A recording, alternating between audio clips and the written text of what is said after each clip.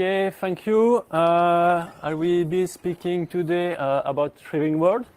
Sorry, third French in a row, so you should be accustomed to the accent. I will be speaking about three-dimensional visualization application for representing geographical time space. On behalf of Alain Lostis, with the main researchers in this project, who can be here today. So I will speak about what is the problem with time space. I will show some example of geographical time space representation, and I will give you some information about the project. I can't make you a demo because it's too short in a time, but let's see. So what's the problem with time space? So in geography, this is a geography project. There is two major concepts with issue. Say, where is something? Where is it? And at what distance something is from something else. But in the daily life movement, we thought about time. When I go to work, I don't say, oh, it's 15 kilometers. I say, I go to work in 15 minutes. Okay? So we thought in time. So there is two concepts in this, the geographical distance, we have to go to somewhere, and the geographical time space. So how can we represent those two objects, the geographical time space and the geographical distance? So I will show you some example and then show you a little bit of Shrivelling world. We'll try to mitigate the issues. So it's an old question. This is the Peutinger table, which is medieval document about a Roman itinerarium. And if you saw the orange line with steps on it, it's believed that one step is 1 day travel by horse. So it's a very old data, and with that, a merchant can say, okay, to go to where, I have maybe many days of travel. So this is actually a solution. It's not very perfect. And we have some modern reflection on it. So this is famous MacL representation. It's an homotety, so the world is little shrinking when the transportation modes became faster. For example, before the Industrial Revolution, you go there by horse carriage or by foot. So the world was very big. The next village was already far. And nowadays the world is very narrow. You can go to New York in a couple of hours, in a bunch of hours. So it's a very great representation to show the acceleration of transportation modes, but you can't compare different modes, but not on the same period. So modes can't exactly coexist. Modes, I mean train, cars, foot, and so on, so transportation modes. And there's no representation of networks. So the networks are different on those. This one from Shimizu in the 80s used an anamorphosis and makes a cartography of it. It's from Japan, and try to show how the Japan is shrinking with the arrival of fast train and airplanes. So it's a great to show acceleration. We have from the 60s to project after the 80s. You can mix a little bit the modes, but it's not represent. So it's not easy to see if it's by train or by plane. And you can maybe thought about the networks, but they're not really unphased. This map is about was made by Tobler, which is a famous who is a famous geographer, and he keeps the cities at their place, made networks in it, and try to make strings in the network. So the edges are springs. Sorry. So good things. Networks are preserved. Okay.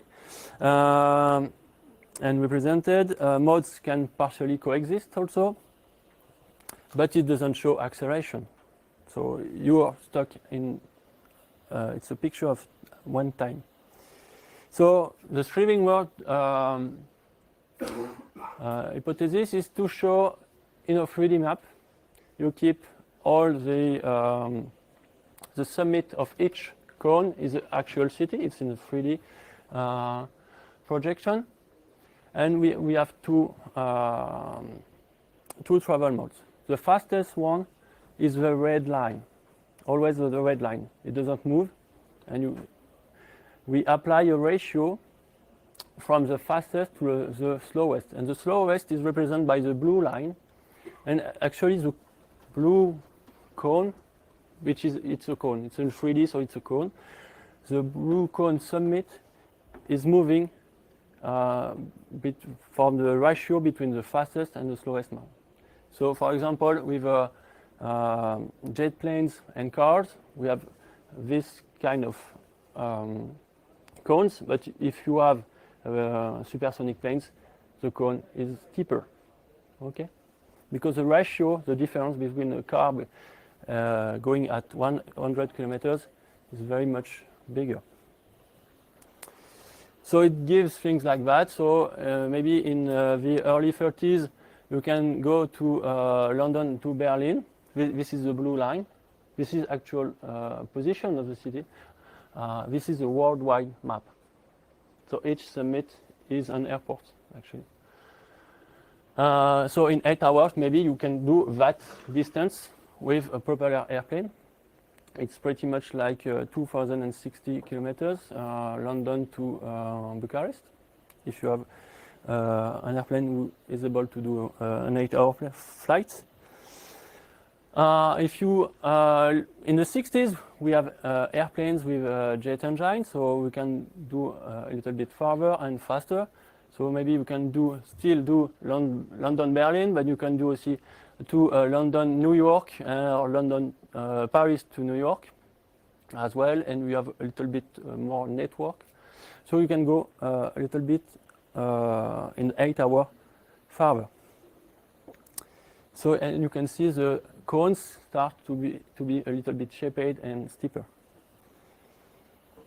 In the 80s, and the last half of the last part of the 20th century, we have the supersonic airplanes, the Concorde, and a little bit of time the Tupolev. One Tupolev was able to make that. You can watch farther. You can go in 8 hours. You can make a very big travel, but the Concorde was only 6 hours autonomy. So, and there was only two destinations from New York. It was Paris or London, and the other way around. But that's it. So the network was very narrow at the time. So you can see the cones are very steeper and sharp. Sorry. And after the end of the commercial use of Concorde, we are back at the same point in the 60s with jet airplanes. The autonomy is a little bit better. They can go a little bit faster, but not so much. But the network, the airport network, is much more dense. So you say, oh, you speak about acceleration.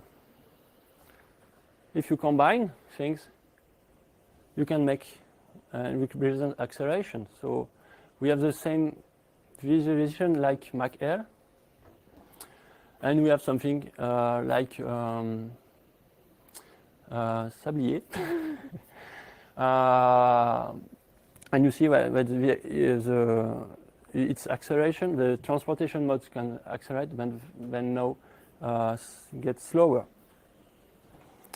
So this is one of the capabilities and the main goal of the Shrivelling World project.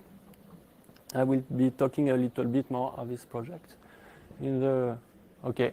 This means to represent a complex reality. It's for research application.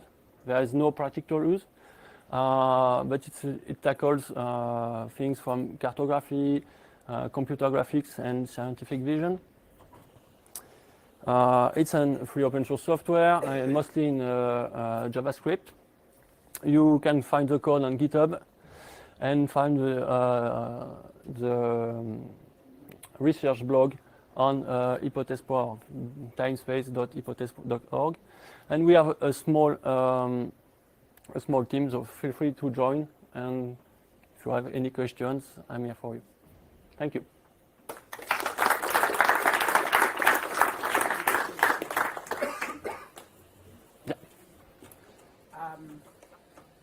Have you used this into comparing soft modes of transportation within cities and walkability indexes? Actually, no. The only so you asked me if we used it for slow modes actually in cities. Mm-hmm. Yeah, actually no. The only application we used it, the only dataset we use are airports position and comparison between flight mode and terrestrial transportation modes. Maybe you can do that, but you need the data for that. Sorry. The point I was thinking about is that in terms of city planning, sometimes we want to see, can we create more spaces for certain soft modes, cycling and others, and so what is the difference which could make? Maybe this project could help visualizing this. Yeah, maybe it can be helpful for city planning, but we don't have any data set and it's not our subject, but maybe you can contact us and try to work with us. It might be interesting, yeah. Thank you. Thank you very much.